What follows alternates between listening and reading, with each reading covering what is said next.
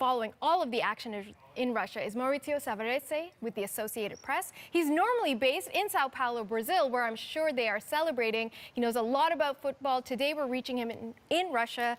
So let's talk about the two games we watched today. Any surprises for you? Well, the biggest surprise was Brazil taking so long to score. The first half was pretty tight. In the second half, Brazil had an overwhelming advantage over Costa Rica, hit the post once. It was very close to scoring in the first 20 minutes, and they needed two late goals just to get by. And of course, the last match against Serbia will be key for Brazil to go first or second in this group into the the knockout stage. It's hard to see Brazil doing worse than it did in the previous two games. It was two tough games against Switzerland and Costa Rica.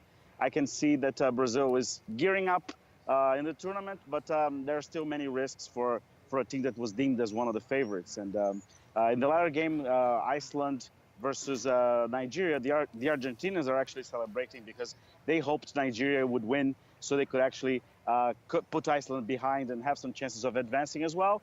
But they will still have to face a very strong Nigeria, at least from what I could see today. So let's talk about some of your favorite moments, your highlights from the past 9 days of games. Well, the best moments, of course, were Ronaldo's goals against Spain, because he got a late goal in the end of the game, and that was one of the most thrilling moments of the World Cup so far. I would say Japan's victory against Colombia as well, because that was the first victory of an Asian team over a South American team in World Cup history, and it was a big moment for Japan. And I would also talk about, well, today, I mean, Brazil got 2 late goals, and that was a thrill to watch as well. As a Brazilian, I can say I'm a little biased for that, but it was nice to see Felipe Coutinho doing so well. It's a player that also deserves a lot of attention. And although most of the attention goes to Neymar, he also deserves to be seen as one of the best players in the world. There's been, lots of surprises over the course of the past 9 games. It's sad that we don't have some of the front runners we usually see, like Italy and Netherlands, but nice to see teams like Japan doing so well, like Nigeria winning today. But unfortunately, there's been some lowlights and some disappointments off the pitch as well. Talk to us about that. Well, there's been, especially from Latin American fans, there's been a lot of misbehavior. Fans that are kissing reporters that really don't want their presence there to be kissed. You can see some fans also enticing fans to saying things that are inappropriate as well in front of cameras, and that's a big shame.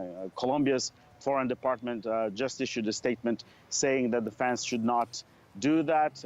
Brazilian authorities are also worried about the behavior of Brazilian fans.